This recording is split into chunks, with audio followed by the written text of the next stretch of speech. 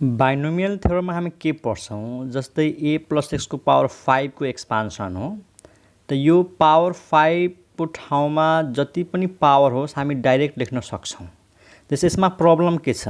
मानौँ मलाई लेख्नु पर्यो a + x को power 10 direct a + x power 10 को एक्सपान्सन के हुन्छ? कसरी लेख्ने? हामी डाइरेक्ट लेख्न सक्दैनौँ किनकि a + x को पावर 10 त्यसको एक्सप्रेसन लेख्नको लागि त a + x को पावर 9 को एक्सप्रेसन थाहा हुनु पर्यो।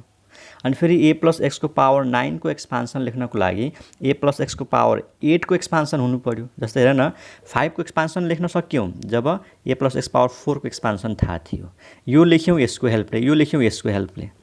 त यदि कसैले डाइरेक्ट भनिदियो कि what is the expansion of a + x power 10 त हामी भन्न सक्दैनौँ। त्यसको लागि चाहिन्छ बाइनोमियल थ्योरम। है यो नियममा जाने हो भने a + x को पावर 10 को एक्सपान्सन लेख्नको लागि a + x पावर 9 को एक्सपान्सन चाहिन्छ। फेरि x + x को पावर 9 को एक्सपान्सन लेख्नको लागि पावर 8 भएको एक्सपान्सन चाहिन्छ। त्यो लेख्नको लागि पावर 7 को एक्सपान्सन चाहियो। त यदि डाइरेक्ट लेख्नु पर्यो भने what is the expansion of a + x power 10 त हामी सक्दैनौँ। यो प्रब्लमलाई हटाउनको लागि बाइनोमियल थ्योरम हो। डाइरेक्ट लेख्न सक्छौँ जति पनि पावर होस्। हामी त पावर n को लागि पढ्छौँ एकैचोटि। अनि बाइनोमियल थ्योरम कसले दिएको थाहा छ? सर आइजक न्युटनले 1665 मा 1665 मा यसको स्टेटमेन्ट दिएको हो। बाइनोमियल थ्योरमको स्टेटमेन्ट कसले दिएको? न्युटन्सले। र प्रुफ फेरि अर्कोले गरेको हो। प्रुफ चाहिँ म्याक्लुरिनले गरेको हो। म्याक्लुरिन एकजना यो पनि म्याथमेटिसियन थियो, म्याक्लुरिन, त्यसले प्रुफ गरेको हो। ठीक छ। अब बाइनोमियल थ्योरम राम्रोसँग बुझ्नको लागि केही अब्जर्भेसन्सहरू हेर यसमा। के अब्जर्भेसन छ? पहिलो मैले भनिसकेँ कि पावर कसरी आउँछ त त्यो म अब भन्दैन। सुरुमा कुन टर्म छ a त यसको म्याक्सिमम पावरबाट सुरु हुन्छ घट्दै जान्छ a पावर 0। सेकेन्ड टर्ममा x छ त्यसको x को पावर 0 बाट सुरु हुन्छ अनि बढ्दै जान्छ पावर म्याक्सिमम 5 सम्म। अर्को केही अब्जर्भेसन हेर। जस्तै a + x को पावर 1 छ त नम्बर अफ टर्म्स कति छ? यहाँ हेर त राम्रोसँग। नम्बर अफ टर्म्स दुईटा छ। पावर 2 छ त नम्बर अफ टर्म्स कति छ? यो एक्सपान्सनमा 3 वटा, 1 2 3। पावर 3 छ भने नम्बर अफ टर्म्स 4, 1 2 3 4। पावर 4 छ भने नम्बर अफ टर्म्स 5, 1 2 3 4 5। यसमा कतिवटा छ? पावर 5 त नम्बर अफ टर्म्स 6। भन्न खोजेको के हो कि पावर जति छ नि त्यो पावर भन्दा एक बढी के हुन्छ? Number of terms.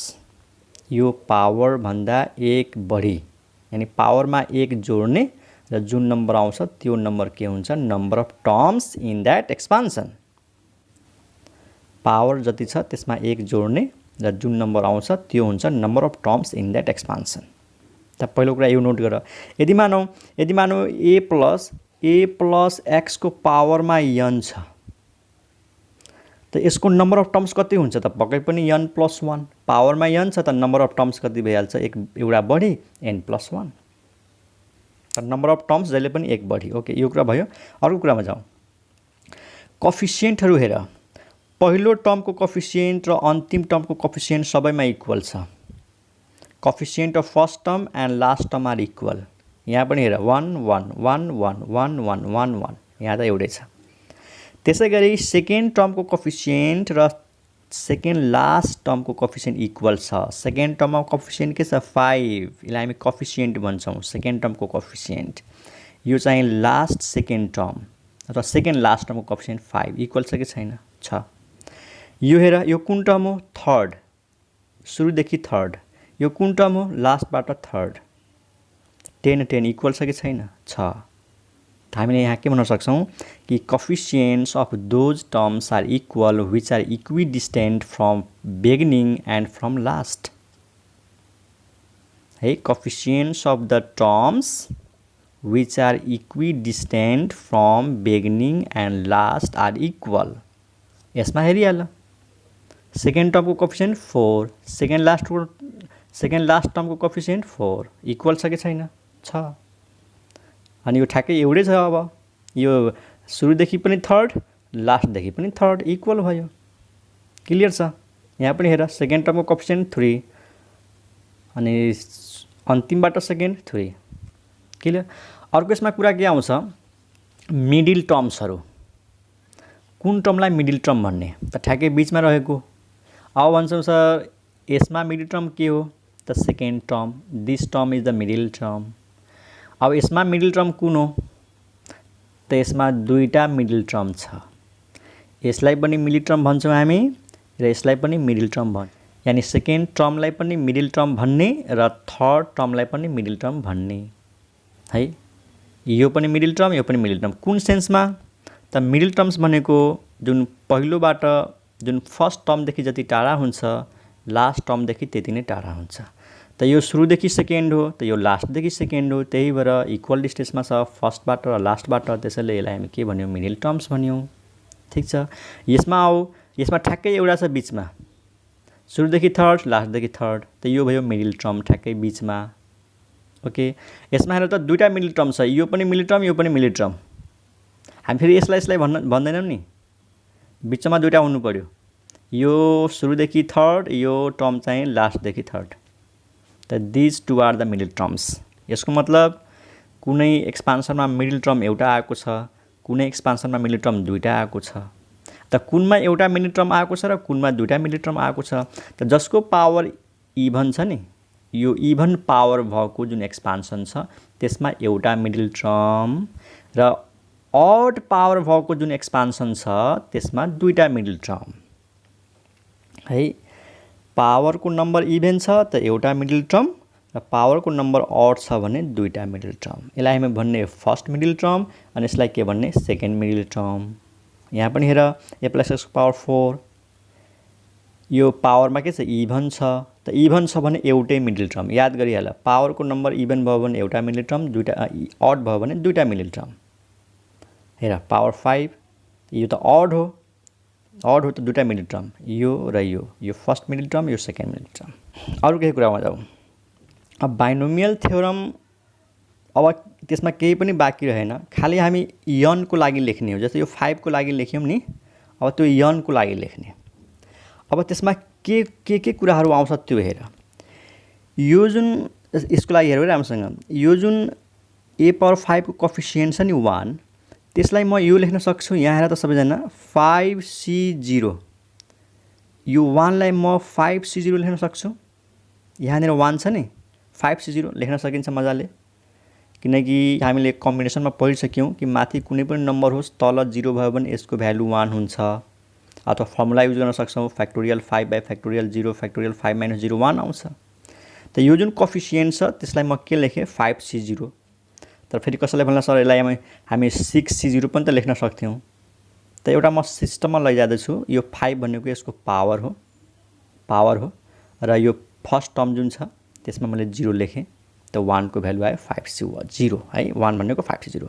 अब 5 भनेको के लेख्ने त अब यहाँनिर 5 भनेको के लेख्छौँ त पक्कै पनि 5c1 सुन ध्यानले 5c1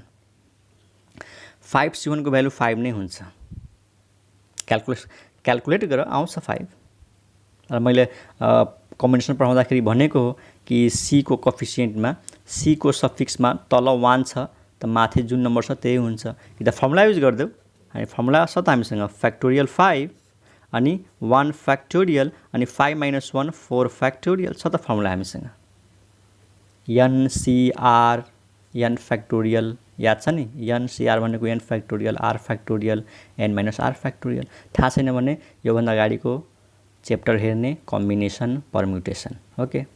अनि 5 फ्याक्टोरियल भनेको के हो 5 × 4 फ्याक्टोरियल 4 फ्याक्टोरियल क्यान्सल त 5 बचेन 5 आयो त यो जुन सेकेन्ड टर्मको कोएफिसिएन्ट छ त्यो हो 5c1 त्यसको मतलब यो थर्ड टर्मको जुन कोएफिसिएन्ट छ नि थर्ड टर्मको कोएफिसिएन्ट यो के हुन्छ थाहा छ यो हुन्छ 10 = 5c2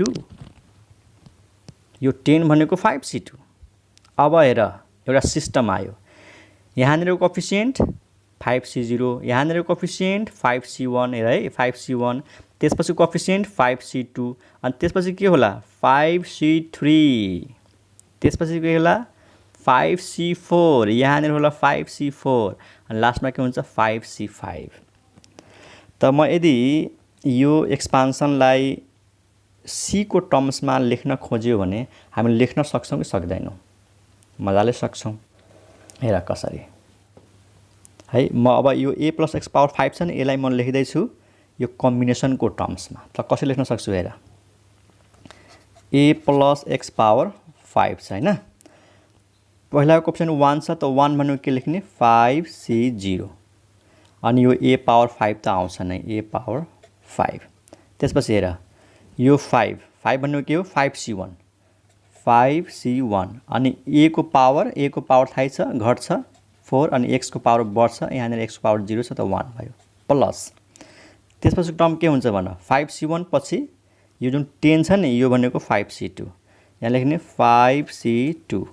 अब a को पावर कति, त पावर 4 छ त घट्यो 3, अनि x को पावर 1 छ त बढ्यो x², अनि यो 10 भनेको थाहा छ के हो 5c3, 5c3, अनि a को पावर कति 2, a को पावर 2, अनि x को पावर बढ्यो 3, प्लस 5c4 है, 5c4 भनेको यो 5 हो, a को पावर कति 2 थियो त घटाएर 1, x को पावर बढ्यो x पावर 4, अनि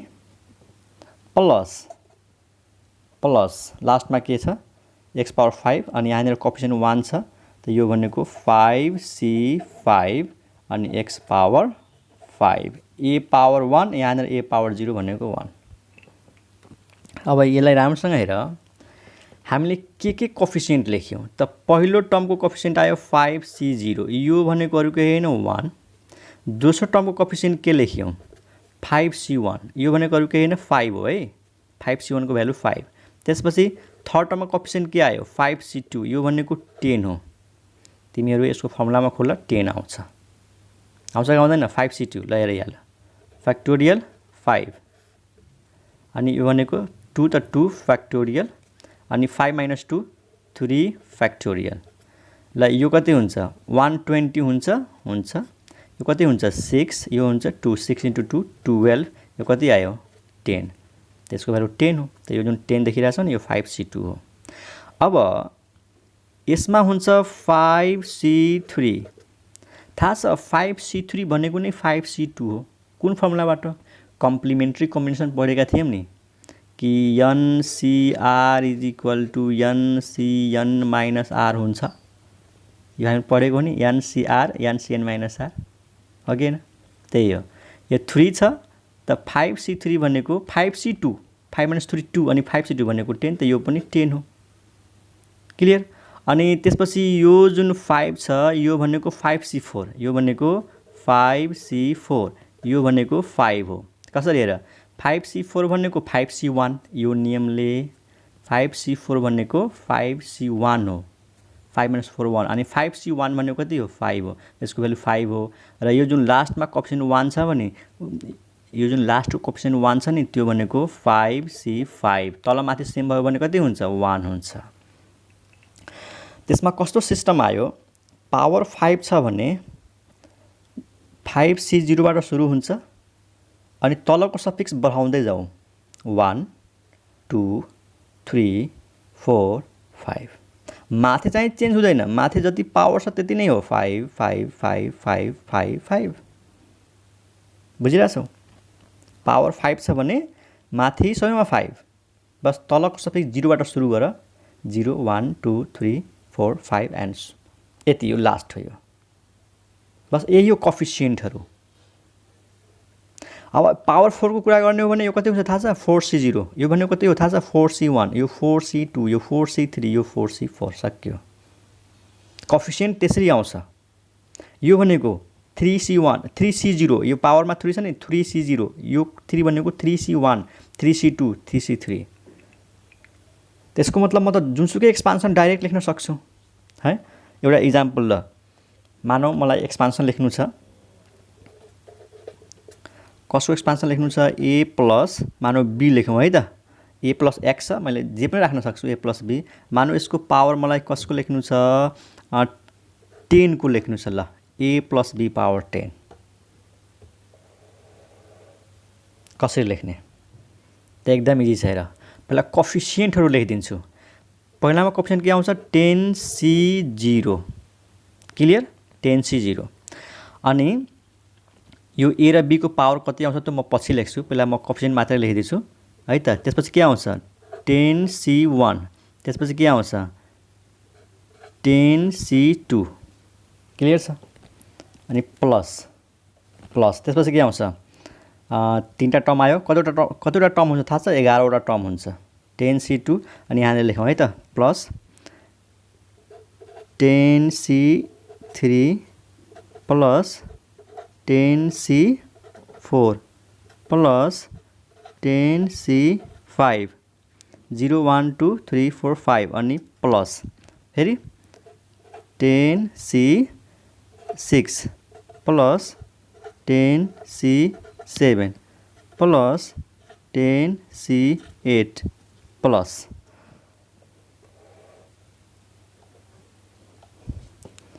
अनि 10C9 plus 10C10 plus 10C11 10C11 हुँदैन है मिस्टेक भयो। तल माथि सेम भएपछि सकियो यो टर्म हुँदैन ओके 10C10 त यो त मैले कोफिसिएन्ट लेखेँ पावर 10 थियो नि त्यही भएर 10C0 10C1 10C2 10C3 10C4 5 6 7 8 9 10 तल माथि सेम आएपछि छोड्दिने 11 वटा टर्म हुन्छ र 1 2 3 4 5 6 7 8 9 10 11 अब पावर त लेख्न सकिहाल्छौ। पावर लेख्न त केही पनि गाह्रो छैन। कसरी लेख्ने र a को पावर म्याक्सिमम हुन्छ हेर त पावर 10 त यहाँनिर a को पावर 10 अब a को पावर घटिहाल्छ a पावर 9 त b को पावर बढ्छ यहाँनिर b को पावर 0 छ त b को पावर 1 भयो क्लियर। यहाँनिर थाहै छ 9 छ त भने 9 छ भने a को पावर कति हुन्छ 8 अनि b को पावर बढेर 2 भयो क्लियर। यहाँनिर आऊ a को पावर कति बढाउँदै जाऊ 8 छ त यहाँनिर a को पावर घट्छ 7 अनि b को पावर बढ्छ कति भयो त 2 थियो त यहाँनिर 3 यहाँनिर a को पावर 6 b को पावर 4 अनि यहाँनिर a को पावर 5 हैन अनि b को पावर पनि 5 यहाँनिर a को पावर कति 4 त b को पावर 6 बढ्छ है a को पावर चाहिँ 3 b को पावर 7 a को पावर 2 b को पावर 8 अनि यहाँनिर a को पावर 1 अनि b को पावर 9 अनि यहाँनिर b को पावर 10 ल यो पावर राम्रोसँग अब्जर्भेसन गर एकदम क्लियर छ। a को पावर 10 9 8 7 6 5 4 3 2 1 यसमा a पावर 0 छैन है अनि b को पावर 0 है यहाँनिर b को पावर 0 b को power 1 b power 2 b power 3 4 5 6 7 8 9 अनि 10। अब लास्टमा म एउटा कुरा के भन्छु कि मलाई त्यसरी याद पनि हामीले त्यसरी याद पनि गर्नु पर्दैन कि a को पावर कति हुन्छ b को पावर कति हुन्छ। यदि एउटा टर्म राम्रोसँग हेर यो जुन कोफिसिएन्ट छ नि 10C4 त a को पावरमा यो 10 बाट 4 घटाएर जति आउँछ नि त्यही हुन्छ। a को पावरमा 10 - 4 6 अनि b को पावरमा डाइरेक्ट यो 4 राख्ने यो सफिक्स 4 कुनै पनि टर्ममा त्यही नियम छ हेरिहाल ल यो हेर 10C3 है 10C3 त a को पावरमा कति छ 10 - 3 7 छ अनि b को पावरमा डाइरेक्ट 3 बस यो कोफिसिएन्ट हेरेपछि त्यो a र b को पावर मजाले लेख्न सक्छु। कुनै पनि टर्म हेरिहाल जस्तै यहाँ हेर ल 10C1 त a को पावरमा के छ अप्पर माइनस लोअर 10 - 1 घटाएर 9 आयो त a को पावरमा 9 अनि b को पावरमा कति त तलको सफिक्स हेर्ने क्लियर छ। कुनै पनि मानौ 10C6 छ रे मानौ 10C6 छ त a को पावरमा के यो 10 बाट 6 घटाएर जति आउँछ नि त्यति a को पावरमा 4 अनि b को पावरमा के यो डाइरेक्ट 6 राख्ने कुनै पनि टर्ममा पावर यसै गरी आउँछ। त्यही यो कुरा याद गर्नु पर्यो हामीले सम्झिनु पर्यो बुझ्नु पर्यो। र अर्को के नियम छ a र b को पावर जोडेपछि जहिले पनि 10 नै आउँछ। a को पावर हेर र b को पावर हेर दुईटालाई जोड 10 आउँछ। यहाँनिर b को पावर 0 छ 10 + 0 10 ठीक छ a को पावर 9 b को पावर 1 ल पावर जोड त 10 a को पावर 8 b को पावर 2 8 + 2 10 हरेक टर्ममा यो नियम हुन्छ sum of indices of a and b is always 10 यानी जति पावर छ त्यो दुईटा a र b को पावरलाई जोड्यो भने त्यति नै नम्बर आउँछ यहाँ पनि हेरिहाल a + x पावर 4 छ हैन a + x पावर 4 छ त हरेक टर्ममा a र x को पावर जोड्यो त 4 हुन्छ ल यहाँनिर a को पावर 4 x को पावर 1 a को पावर 3 3 + 1 4 आउँछ कि आउँदैन 2 + 2 4 1 + 3 4 मतलब sum of indices of a and x in each term is 4 अनि यहाँनिर के छ सम अफ इन्डिसेस भनेको पावर एक्सपोनेन्ट ठीक छ sum of indices of a and x is 5 4 + 1 5 यो नियमले आउँछ अब यो सबै कुराहरू बुझेपछि अब हामी मजाले बाइनोमियल थ्योरमको स्टेटमेन्ट दिन सक्छौं अरु केही पनि गर्दै पर्छ जस्तै हामीले 10 को लागि लेख्यौ नि हामी n को लागि लेख्ने हो nc0 nc1 nc2 and so on त त्यो हामीले अब नेक्स्ट क्लासमा पढ्छौं है त ओके बाइ